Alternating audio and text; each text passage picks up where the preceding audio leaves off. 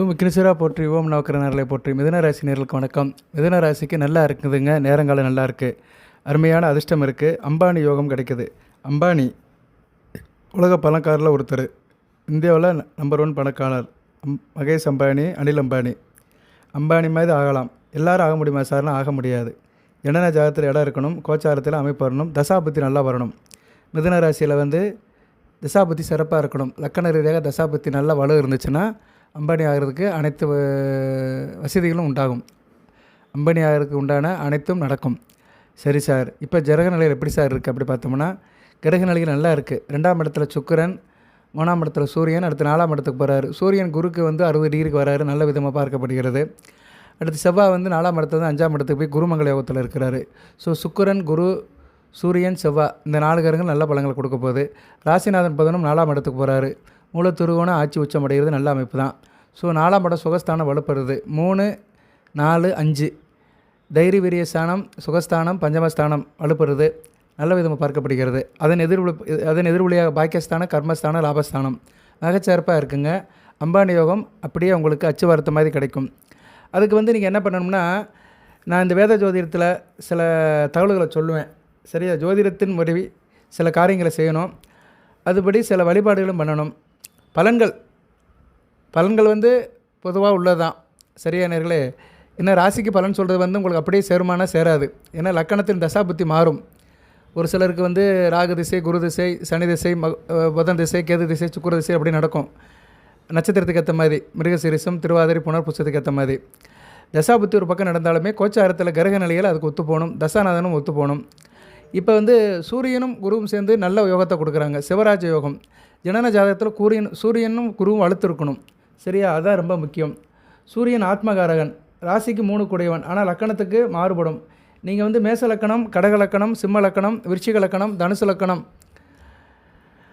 இந்த லக்கணத்தில் கும்ப லக்கணம், இந்த 6 லக்கணத்தில் பிறந்தீங்கன்னா சூரியன் நல்ல பலன்களை கொடுப்பாரு. மறுபடியும் சொல்கிறேன் நான், மேச லக்கணம், கடக லக்கணம், சிம்ம லக்கணம், கன்னியா லக்கணம், விருச்சிக லக்கணம், கன்னியா லக்கணத்தை கூட 12 கூடையவன் வருவார். விருச்சிக லக்கணம், தனுசு லக்கணம், கும்ப லக்கணம், இந்த 6 லக்கணத்தில் பிறந்தவங்களுக்கு நல்ல பலன்களை கொடுப்பார்.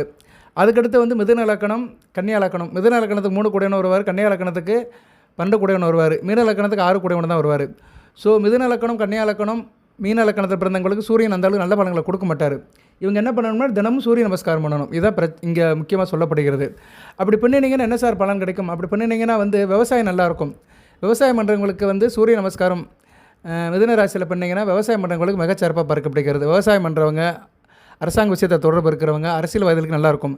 சார் எனக்கு அரசாங்க வேலை கிடைக்கணும், அரசியல் விஷயத்தில் நல்லா இருக்கணும், நான் அரசாங்கத்தில் வேலை பார்க்குறேன், நல்லபடியாக ப்ரொமோஷன் கிடைக்கணும், இன்க்ரிமெண்ட் கிடைக்கணும், ட்ரான்ஸ்ஃபர் கிடைக்கணும், இது மாதிரி நினைக்கிறவங்க சூரிய நமஸ்காரம் பண்ணணும். ஏன்னா சூரியன் 3 கூடையவன். அதுபோல் கன்னியா லக்கணத்தில் பிறந்தவங்களும் கும்பிடணும். ஸோ மீன லக்கணம், கன்னியா லக்கணம், மிதுன லக்கணம், இந்த 3 லக்கணத்தில் பிறந்த மிதுன ராசினியர்கள் சூரிய வழிபாடு பண்ணணும். டெய்லி சூரியனை கும்பிடணும். அப்படி கும்பிட்டிங்கன்னா உங்களுக்கு நல்லாயிருக்கும், நுணுக்கமாக இருப்பீங்க, பெரிய புகழ் கிடைக்கும், அந்தஸ்து கிடைக்கும், நிலப்புலன் சேரும்.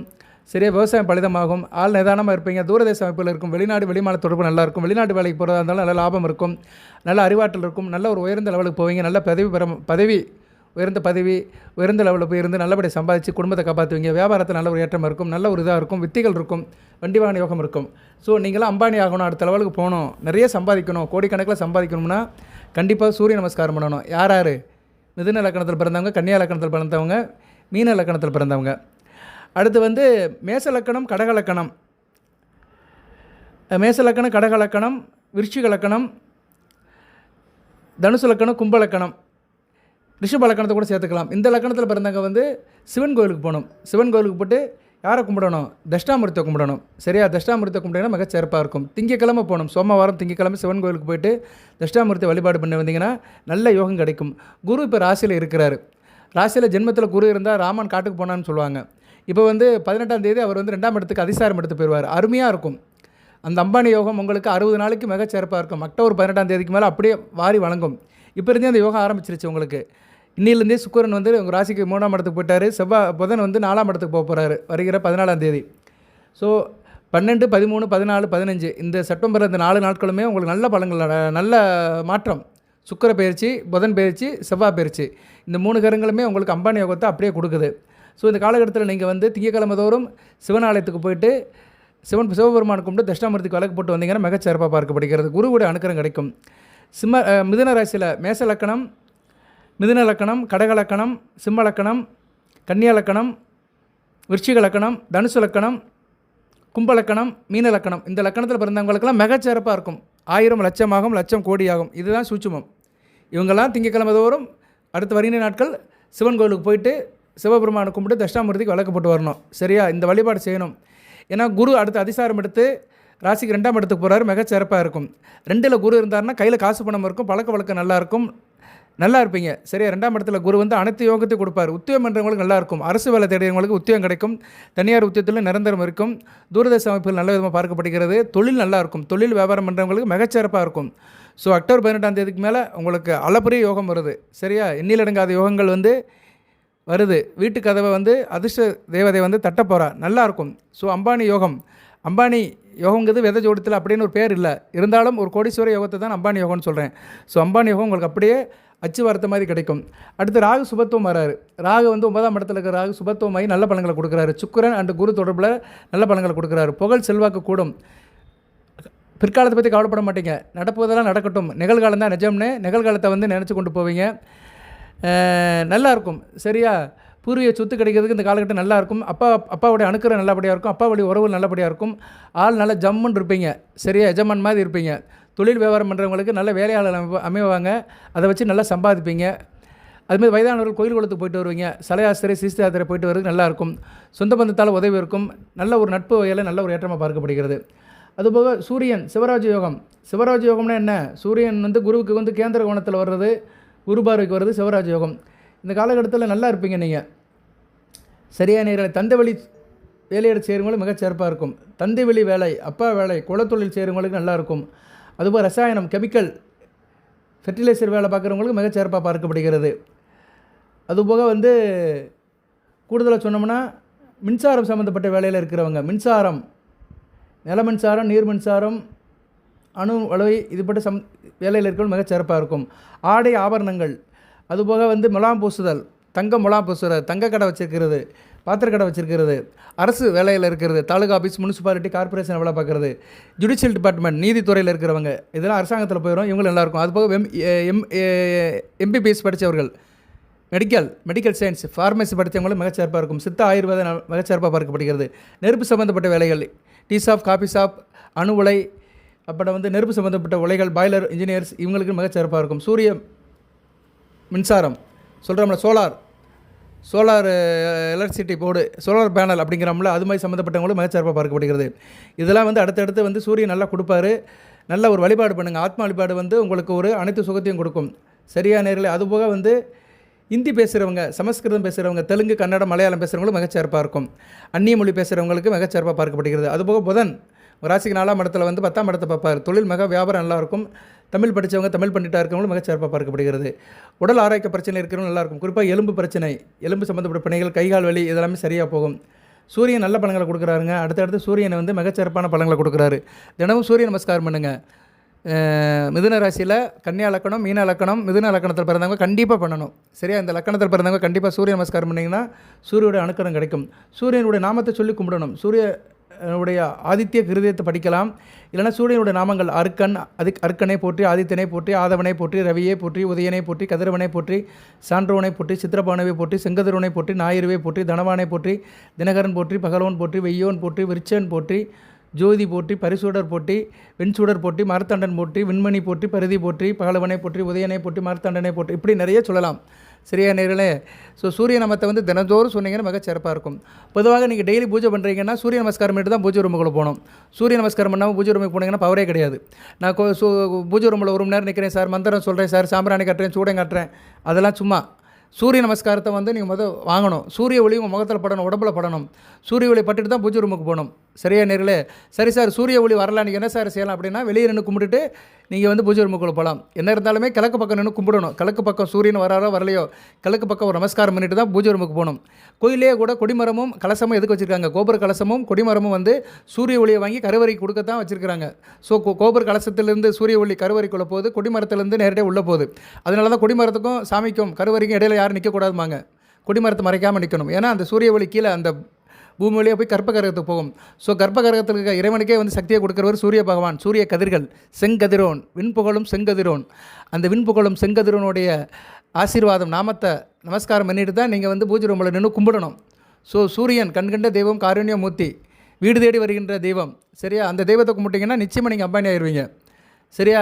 உடனே சொல்லக்கூடாது நான் தினமும் சூரிய நமஸ்காரம் தான் சார் பண்ணுவேன், அம்பானி ஆயிடுவேனா அப்படிலாம் வேதாண்டவாதமாக குறுக்கு கேள்லாம் கேட்கக்கூடாது. முயற்சி இருக்கும். முயற்சி தன் மெய்வருத்த கூலி தரும். தெய்வத்தால் ஆகாதுன்னு முயற்சி தன் மெய்வருத்த கூலி தரும். இப்போ வந்து முயற்சி பண்ணுறதுக்கு உங்களுக்கு நல்ல நேரங்கள் அமையுது. சரியா? புதன் வந்து உங்கள் ராசிக்கு 4ஆம் இடத்துல போய் உட்கார்றாரு. சரியா? சூரியனும் நல்ல நிலைமையில் இருக்கிறார். புதாதித்ய யோகம் வந்து 4ஆம் இடத்துல அமையதுனால நீங்கள் எதுலேயும் முனைப்பாக இருப்பீங்க, செயல்பாடு சிறப்பாக இருக்கும். இந்த காலகட்டத்தில் நீங்கள் வந்து அந்த வழிபாடு செஞ்சிங்கன்னா நான் சொல்கிற அமைப்பில் இருக்கிறவங்களுக்கு நல்லாயிருக்கும். நான் சொல்கிற அமைப்பு வேலையில் இருக்கிறவங்களுக்குலாம் இந்த காலகட்டம் வந்து மிகச்சிறப்பாக இருக்கும்.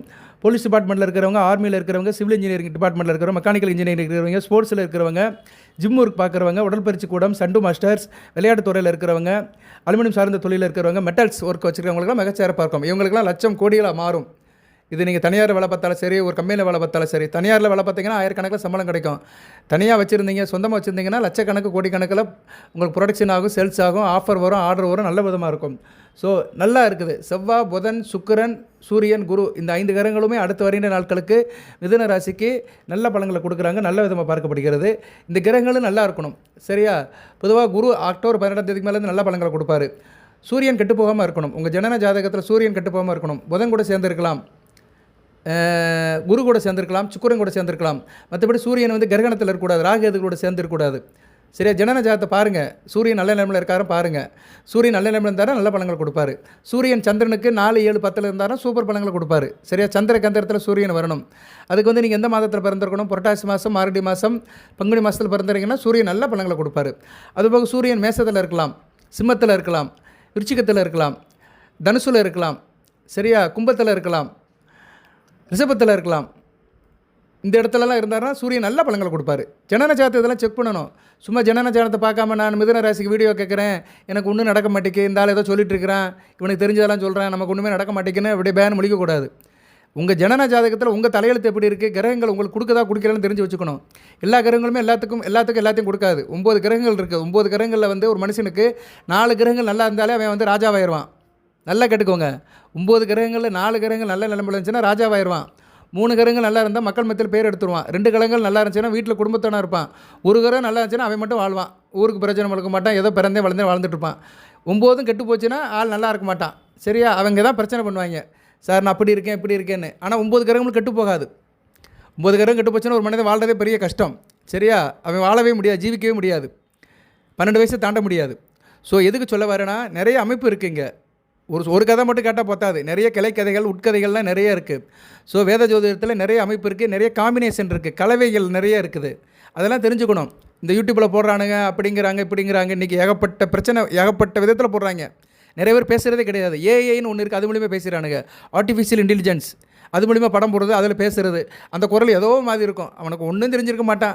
அப்படியே ஒரு யானை கதை, பூனை கதை சொல்கிற மாதிரி அப்படியே சொல்கிறது. வீட்டுக்கு முன்னாடி காக்காவுக்கு சாப்பாடு வச்சிங்கன்னா காக்கா வந்து தண்ணி குடிக்கும், அப்படியே சாப்பிடும். அப்படியே உங்கள் தாத்தா வீட்டுக்கு வருவார், யோகத்தை கொடுப்பாரு, அப்படியே கதை சொல்லிட்டு இருக்கிறாங்க. யூடியூப்பில் இன்றைக்கி யாருமே வேத ஜோதிடத்தில் வாய்ப்பாடு, கிரக நிலைகளை, பெயர்ச்சியை பற்றியோ, நாளை பற்றியோ, நட்சத்திரத்தை பற்றியோ, திதியை பற்றியோ, யோகத்தை பற்றியோ, கரணத்தை பற்றியோ எதை பற்றி பேச கிடையாது. நீ யாரையும் கிரிட்டிசைஸ் பண்ணலை, ஆனால் அப்படி இருக்குது. மிதுன ராசி நேயர்களுக்கு வலியுறுத்தி சொல்கிறேன், நீங்கள் ஞான வீடாம் புதன் வீட சேர்ந்தவர்கள், ஞானம் அறிவுக்கு அப்பாற்பட்ட யோசனை பண்ணுறவங்க, யோசனை பண்ணுங்கள். நம்ம வீடியோ கேட்குறோமே, இந்த வீடியோவில் வந்து இந்த ஆள் என்ன சொல்கிறான், கதை சொல்கிறானா, இல்லைன்னா வேத ஜோதிடத்தை படித்து சொல்கிறானா, படிக்காமல் சொல்கிறானா, இவன் சொல்கிறது சரியாக இருக்கான்னு பாருங்கள். நான் சொல்கிறது எதுவும் குறை இருந்தாலும் கேளுங்க, நான் கண்டிப்பாக பதில் சொல்லுவேன். நான் என் கமெண்ட் பாக்ஸை பார்த்து பதில் சொல்லுவேன். எனக்கு அது ஒரு வேலை. எனக்கு கமெண்ட் பாக்ஸை பார்க்காம என்னால் இருக்க முடியாது. சில பேர் கமெண்ட் பாக்ஸ்லாம் பார்க்குறது கிடையாது, சும்மா அந்த ஆர்டினை போட்டுட்டு போயிடுவாங்க, லைக் போட்டுட்டு. நான் கமெண்ட் பாக்ஸில் பார்ப்பேன், ரேண்டமாக பார்த்து பதில் சொல்லுவேன். என்னை யார் கிரிட்டிசைஸ் பண்ணி குறை சொல்லியிருந்தாலும் அவங்களுக்கு பதில் சொல்லுவேன். சரியா? அதனால் வேத ஜோதிடம்ங்கிறது வலியது. இங்கே வந்து பலன்கள் வந்து ராசிக்கு மட்டும் கிடையாது. நீங்கள் பிறந்த லக்கணம், நட்சத்திரம், தசாபுத்தி, ராசி, கிரக அமைப்பு, கிரக பார்வை, சட்பலத்தை வச்சு தான் பலன். இன்னும் நிறையா இருக்குது. இன்னும் நிறைய அமைப்பை வச்சு பலன் சொல்லலாம். சரியா நேர்களே? அப்படிலாம் பார்க்கும்போது இப்போ ஒரு 4-5 கிரகங்கள் நல்லா இருக்குது, உங்களுக்கு நல்ல விதமாக பார்க்கப்படுகிறது. சுக்கிரன் கூட சுமாராக தான் இருக்கிறார் 3ஆம் இடத்துல. இருந்தாலும் கோச்சாரத்தில் 3ஆம் இடத்துல அவர் இருக்கலாம். சரியா? வீடு கொடுத்த சூரியன் வந்து புதாதித்ய யோகத்துக்கு போகிறதுனால 3ஆம் இடத்துல அவர் ஒரு ஆளுமை அதிகாரத்தோடு இருக்கிறதுனால எப்படினாலும் ஆள் கில்லாடியே இருப்பீங்க. அடிச்சவன் பணத்தை அடிச்சுனாச்சும் பிடுங்கணும், எப்படினாச்சும் வாழ்ந்தாங்கன்னு வைராக்கியம் கட்டி கங்கணம் கட்டி வாழ்வீங்க. ஸோ அந்த கங்கணம் கட்டி வாழும்போது அம்பானி யோகம் வந்து உங்களுக்கு அப்படியே வந்து நிற்கும். சரியா? ஓகே. அடுத்து வந்து இப்போ நான் சொல்கிற தொழில் அல்லது வியாபாரத்தில் இருக்கிறவங்களுக்கு நல்லாயிருக்கும். சரியா? ஒரு இது சொல்கிறேன், பொறுமையாக பாருங்கள். இவ்வளோ நேரம் பார்த்தவங்களுக்கு ரொம்ப தேங்க்ஸ், கோடான கோடி நன்றி. ரிட்டன் வியூவர்ஸ், நியூ வியூவர்ஸ் எல்லாருக்கும் நன்றி. அனைவரும் லைக் பண்ணுங்கள், சப்ஸ்கிரைப் பண்ணுங்கள், பெல் பட்டன் ஆன் பண்ணுங்கள், நோட்டிஃபிகேஷன் வர எல்லா வீடியோவும் பாருங்கள். ஜனநாயகம் செக் பண்ணுறேன், அணுகுங்க. வாட்ஸ்அப் நம்பர் கொடுத்துருக்கேன் 8807457629. இந்த பலன்கள் கூடுதல் சொல்கிறதுக்கு முன்னாடி இன்னொரு பரிகாரத்தை சொல்லிடுறேன், அது முக்கியமானது. ஏன்னா சுக்கிரன் உங்கள் ராசிக்கு 5 வருடக்கூடியவன். அது மிதுன ராசிக்கு பிள்ளைகளை பற்றி பேசுகிறதுக்கு, அதிர்ஷ்டத்தை பற்றி பேசுகிறதுக்கு, குலதெய்வத்தை பற்றி பேசுகிறதுக்கு, இன்டெலிஜென்ஸை பற்றி கிரியேட்டிவ் மைண்டை பற்றி பேசுகிறதுக்கு, நீங்கள் புத்திசாலியாக ஆகணும்னா சுக்கிரன் நல்ல நிலைமையில் இருக்கணும். ராசிக்கோ லக்கணத்துக்கு நல்ல நிலைமையில் இருக்கணும். அதுபோக உங்கள் சுகபோக வாழ்க்கை, செலவு, விரயம் எதுக்கும் சுக்கிரன் வருவார். அப்பேற்பட்ட சுக்கிர ஜெயந்தி வருது, சுக்கிரனுடைய பிறந்த நாள். சுக்கிரன் வந்து பூச நட்சத்திரம் தசமி தீதியில் பிறந்தார். ஆவணி மாதம் பௌர்ணமி தேதிக்கு பின்னாடி வருகிற தேய்பிரை தசமி தேதி தான் அவரோட பிறந்த நாள். அந்த தேய்பிரை தசமி தேதி வருகிற 16/9/2025 ஆவணி 31 செவ்வாய்க்கிழமை வருது. அன்றைக்கு நீங்கள் ஒரு வீட்டில் ஒரு பூஜை பண்ணிடுங்க. சரியா? இது ரொம்ப முக்கியமானது. எதனா மிதுன ராசிக்கு வந்து சுக்கிரன் அளப்பரிய யோகத்தை கொடுக்குறவர். நீங்கள் மிதுன ராசியில் மிதுன லக்கணம், கன்னியா லக்கணம், ரிஷப லக்கணம், துலா லக்கணம், மகர லக்கணம், கும்ப லக்கணம், இந்த 6 லக்கணத்தில் பிறந்தீங்கன்னா சுக்கிரன் வாரி வழங்குவார். அதே மாதிரி கடக லக்கணம், விருச்சிக லக்கணம், மீன லக்கணத்தில் பிறந்தீங்கன்னா சுக்கிர தசை நடக்கும், அவங்களுக்கும் வாரி வழங்குவார். சரியா? அதுபோக மேச லக்கணம், விருச்சிக லக்கணம். சரியா? இல்லை விருச்சிக லக்கணம் சொல்லிட்டேன். மேச லக்கணம், கன்னியா லக்கணத்தை சொல்லியாச்சு, எல்லா லக்கணத்தையும் சொல்லியாச்சு. Right, okay. மேச லக்கணம், தனுசு லக்கணம்.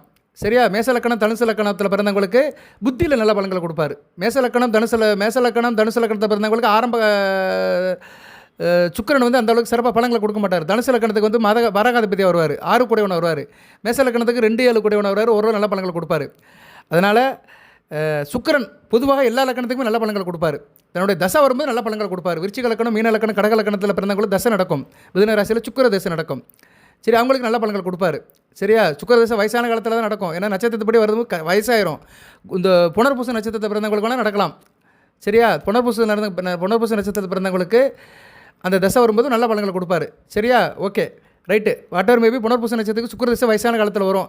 திருவாதிரை, மிருக சீரிசத்துக்கெலாம் சான்ஸ் ரொம்ப கம்மி. சரியா? புனர்பூசம் 3ஆம் பாதத்தில் பிறந்தவங்க 2ஆம் பாதத்தில் பிறந்தவங்களும் வரும். குரு திசை, சனி திசை, புதன் திசை, கதிசை ஒரு 60 வயசுக்கிட்ட வந்துடும். வாழ்த்துக்கள், உங்களுக்கு நல்லாயிருக்கும். சரியா நேரில் இப்படி தான் பலன்கள் பிரியும். இந்த 3 நட்சத்திரத்தில் புனர்பூசத்தை பிரிஞ்சிருச்சு பாருங்கள். ஸோ புனர்பூசத்தை பிறந்தவங்களும் சுக்கிரன் வாரி வழங்குவார் இந்த சுக்கிர தசாபத்தியில். மற்ற லக்கணத்தில் பிறந்தவங்களுக்கு அந்த இதுக்கு ஏற்ற மாதிரி கொடுப்பாரு. சரியா? அந்த வீட்டுக்கு ஏற்ற மாதிரி கொடுப்பாரு.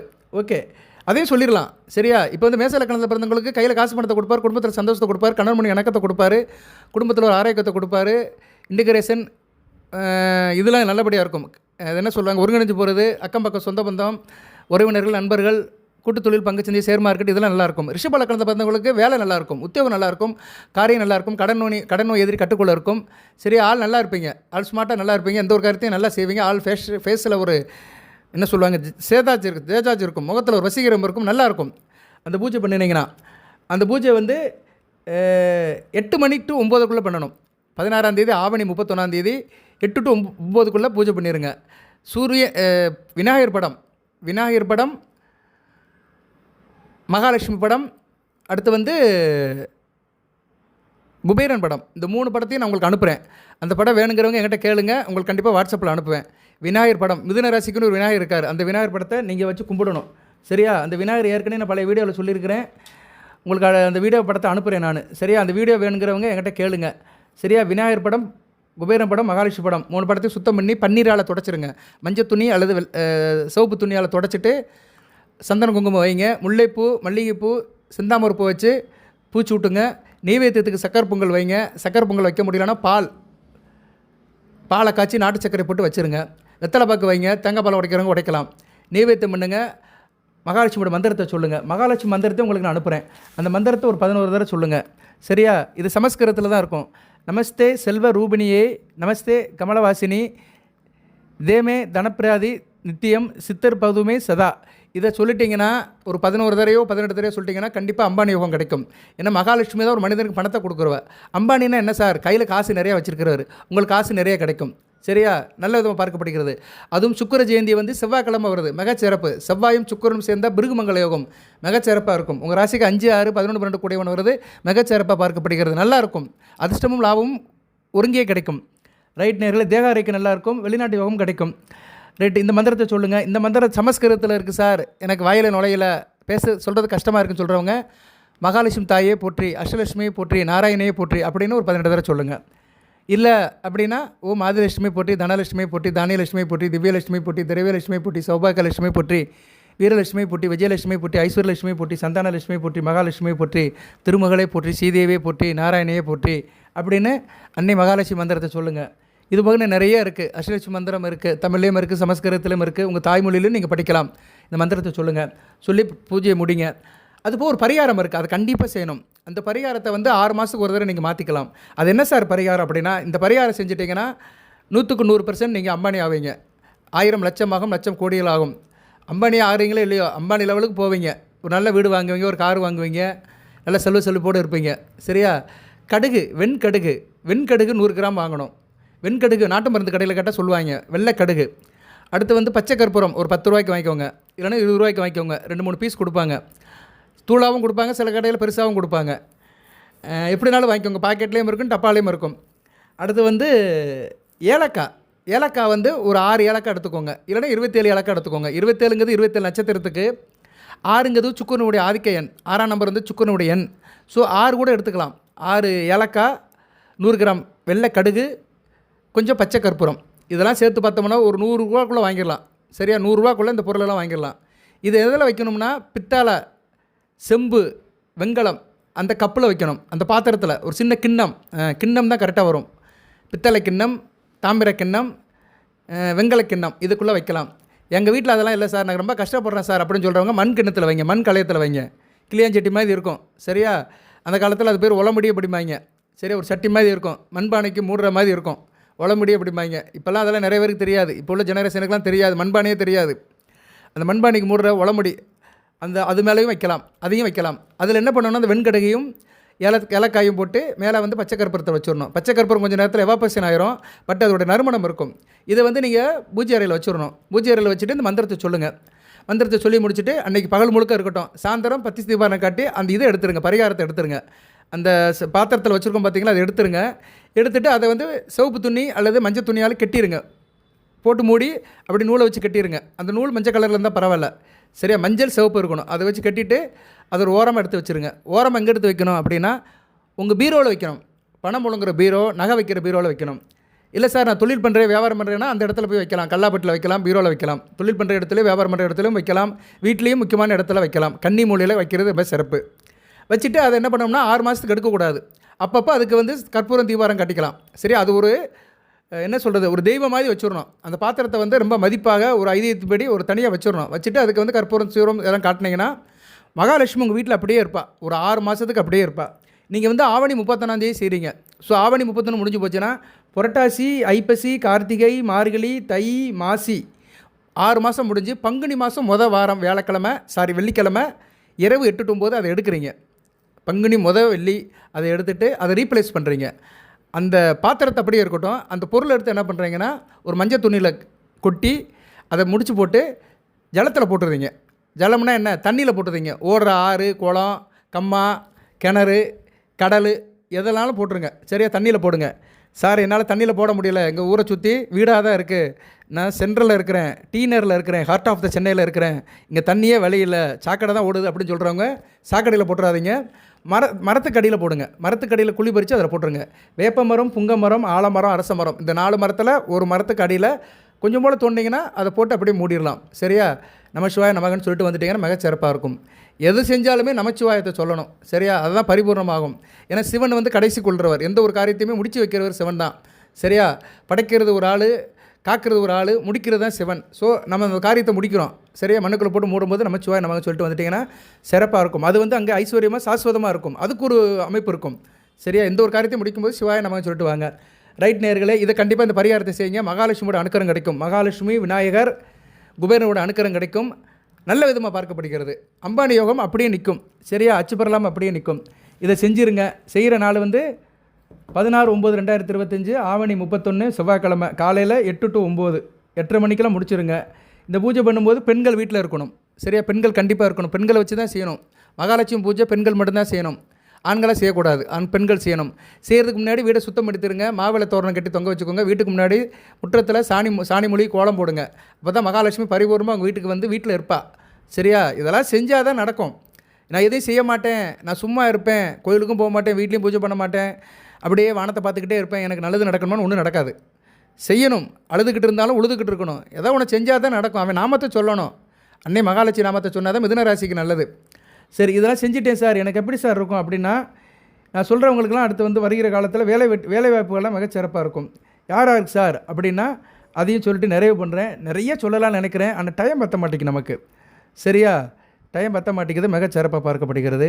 சினிமா சம்மந்தப்பட்ட நல்லாயிருக்கும், திரைப்படம் சம்மந்தப்பட்ட நல்லாயிருக்கும், என்டர்டெயின்மெண்ட் ஜாப் சம்மந்தப்பட்ட நல்லாயிருக்கும், 3D 4D அனிமேஷன் சம்மந்தப்பட்ட நல்லாயிருக்கும், கிராஃபிக்ஸ் சம்மந்தப்பட்ட நல்லாயிருக்கும், technology animation technology, games development, fashion technology, சரியா? விவசாயம், visual communication, agriculture, modelling, makeup, technician, beautician, அதுபோக பியூட்டி பார்லர் வச்சுருக்கிறவங்க, டான்ஸ் ப்ரோக்ராமில் இருக்கிறவங்க, சினிஃபாகிராஃபியில் இருக்கிறவங்க, அட்டாச்சிங், ஃபோட்டோ எடிட்டிங், ஜவுளித்துறை, பாத்திரக்கடை, நகைக்கடை, ஜுவல்லரிசி, இப்படி நிறைய சொல்லிட்டு போகலாம். ஃபேஷன் டிசைனர்ஸ் இவங்களுக்கு மிகச்சிறப்பாக இருக்கும். ஜவுளி வியாபாரம், கார்மெண்ட்ஸு, இப்படி கண்கவர் பொருட்கள், khadi craft, fancy store, department store, நறுமண பொருட்கள், கல்யாண மண்டபம் வச்சுருக்கிறவங்க, பொழுதுபோக்கு அம்சங்கள் உள்ளவங்க, கலை நிகழ்ச்சி நடத்துகிறவங்க, மேலதாளம் வாசிக்கிறவங்க, ஆடல் பாடல் இன்னிசை நிகழ்ச்சி நடத்துகிறவங்க, ஆர்கெஸ்ட்ரா வச்சுருக்கிறவங்க, ஆடுறவங்க, பாடுறவங்க, ஓடுறவங்க, நடக்கிறவங்க, நடனம் ஆடுறவங்க, பரதநாட்டியம் ஆடுறவங்க, இசையமைப்பாளர்கள், எல்லாத்துக்கும் நல்லாயிருக்கும். சரியா?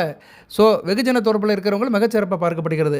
அதுபோக நிறைய சொல்லிட்டு போகலாம். Journalist, media work, cameraman, camera assistant, dubbing artist, comedy artist, accountants, இப்படி நிறைய சொல்ல. ஃபினான்ஸ் ஜாப்ஸில் இருக்கிறவங்க, ஆர்டிஸ்ட் ஒர்க்கில் இருக்கிறவங்க, அஸ்ட்ராலஜி, வேத ஜோதிடர்கள், மேத்தமெட்டிக்ஸ் படித்தவங்க, சயின்ஸ் படித்தவங்க, அதுபோக இன்டர்நெட் சர்வீஸ் வச்சுருக்கவங்க, சாஃப்ட்வேர் இன்ஜினியர்ஸ், ஐடி டிபார்ட்மெண்ட்டில் இருக்கிறவங்க, ப்ராடக்ட் மேனேஜ்மெண்ட்டில் இருக்கிறவங்க, சரியா? இப்படி நிறைய சொல்லிட்டு போகலாம். சரியா நேர்களே?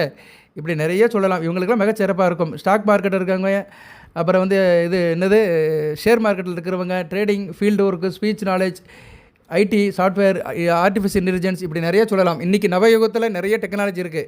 இவங்களுக்கெல்லாம் மிகச்சிறப்பாக பார்க்கப்படுகிறது. ஓகே நேர்களே, இன்னும் நிறையா சொல்கிறேன். நான் அடுத்த வருகின்ற வீடியோக்குள்ளே நிறையா சொல்கிறேன்.